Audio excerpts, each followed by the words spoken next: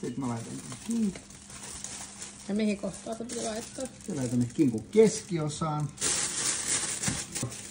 14 astetta näyttää tällä hetkellä lämpötila. 10 se vähän putoaa astaan koko ajan. Se on ihan ok. Sitten 10 on just sopiva. 10 on just sopiva. Otetaan sulkia. Pyssi kiinni. No, nyt saatiin. Lämpötila kinkun uunin laittanut, se olisi 10, mutta meillä on valitettavasti vain 9 asteen kinkku tässä vaiheessa.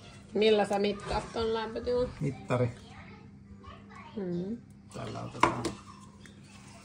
Leikataan pussin kulma auki. Sitten höyrä. Se on tommonen höyrykulma. Sitten uuni auki. Mikä aste sulla on uunissa? 125. Kun sisään vilkutukset. Toivotetaan turvallista matkaa. Ja sitten odotetaan.